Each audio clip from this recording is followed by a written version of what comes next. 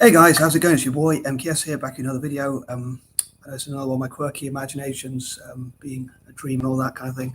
But yeah, I know it's a bit of a follow-up from a video I made probably around about a week or so ago, where I talked about almost exactly a week ago. I think it was actually just under a week, but yeah, 6 days or whatever. Anyway, it was about where I dream about if I could raise, or or me and other people raise billions for the Rare Gem School in Kenya. And I know it's some would say it's a pipe dream, I suppose, but I was thinking, like, imagine, I suppose I have this guilty conscience because I'm a big fan of Italian football, and I dream about Italian football as well. Celtic making billions of pounds, or having billions of pounds to spend on players. Although I talk about the foundations as well, like Italian clubs having their own foundation. Oops, sorry, and Serie A having its own foundation as well. And but yeah, so I thought I often think, like, what about would I do? What, how can I get back to the charitable work I talk about? But yeah, so I was thinking, like, what if as tax exemptions could be given for companies? Maybe there could be like a deal where, like, companies would pay. I know I mentioned this briefly in my previous video, but if companies, if a company donated, like, if a company had to pay billions in tax, what if it donated like that billion to Rare Gem School? What if Rare Gem School could become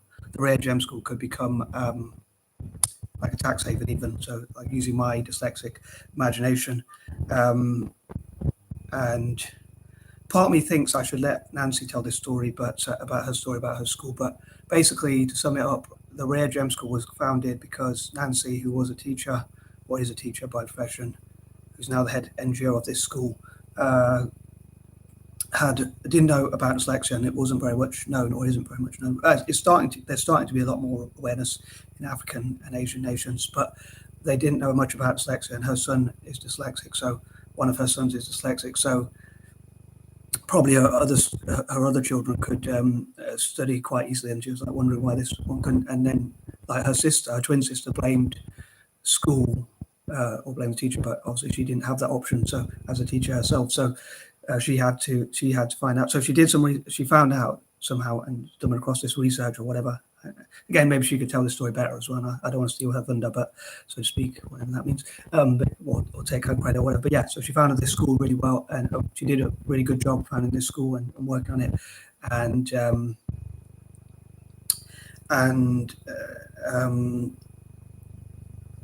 Yeah, so most of the students are dyslexic, like 80%, I think, are dyslexic, she says. And I'm not sure if that's still the same statistic since when I went there a long time ago to help them out, in person, in the flesh, or whatever you want to call it.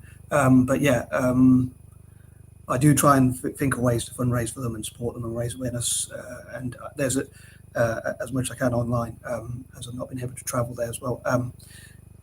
And there is, like, an English entrepreneur, I think, who sometimes helps them as much as he can. Probably he couldn't either with COVID, but with COVID he actually, because he's friends with Nancy as well or whatever, and being dyslexic himself, he's passionate about. Although I've not met him, it'd be great to connect with him. But I posted a comment that it would be great if we could go and play football there together with the Gems, as we call them, which is what the school's called, Rare Gem, but we call them the Gems for short. But yeah, I was saying, like, if he was a captain of one of the teams and I was a captain of the other team, and, like, we got to play football and just spread that joy in the short term, whilst also helping them to be educated in the long term.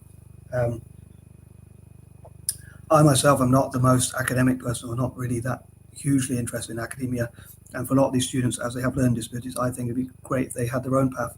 But even things like setting up their own, like, stalls and things like that. So yeah, I was just thinking, like, I'll say it would be cool if a company could donate, like, if it paid billions in taxes, it could donate. And again, if it became a tax haven, and, like, companies could use it as part of their PR, but at the same time, if they're going to pay that much in tax, they might think. I know I mentioned that in my last video, so sorry if I'm repeating a lot of what I say, but companies, if they're going to pay that much tax, why not just, if they could donate to this school and at least get something out of it, like get PR, or, again, I probably mentioned a lot of these things in my previous video, but where they could in the future, these children, if the gems, which I hope they will do, obviously that's the whole point of this sort of thing, I suppose. The majority of the point of it is for them to do well in the future, and if as well as enjoy the present as well, and have fun and enjoy themselves and be encouraged, and hopefully have happier lives in the short and long term as well, all being well. That's my goal for it anyway, and I'm sure it's Nancy's and other people's goal as well. And obviously, if it makes us feel good as well, it's cool. But as maybe in the future, if they do well, they could support these companies in the future. Either they could work for them, or they could buy from those companies, or whatever, or return the investment, or in the future, or invest in those companies, or whatever. If those companies are not doing as well in the future, perhaps something like that. But yeah, if they do raise. Again, it probably is a pipe dream, but if they did manage to raise, I thought I'd share the idea anyway, but if they did manage to raise billions, I think it would be interesting. Like, I think they should invest in like I.C.T suites, so that each possible gem is trained in technology for future careers. Also, like in STEM, generally science, tech, engineering, and maths, as well as learning about politics, business, enterprise, and all sorts of things like that, and getting opportunities to play sport.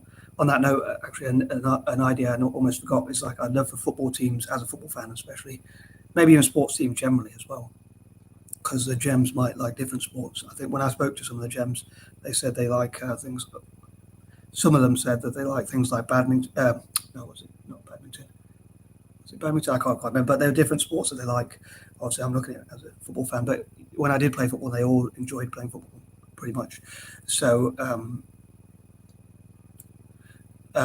Yeah, so if football teams, I'd love for Italian teams like Serie A teams, basically Italian teams, even Serie B teams perhaps, even local teams in Italy to donate as many teams as possible from Italy to donate football kits, as well as Celtic Foundation.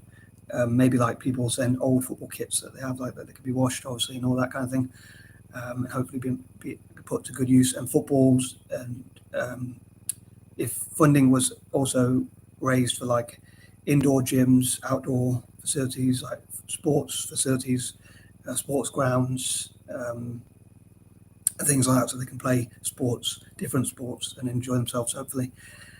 So obviously that's what it's about, helping them, most importantly. And as I say, I'd feel good for doing so. So I suppose it's not purely altruistic, you could say, and I suppose they do have something in common with me. So it's. But yeah, I do think it would be a noble thing to do. But yeah, sorry, I'm probably waffling.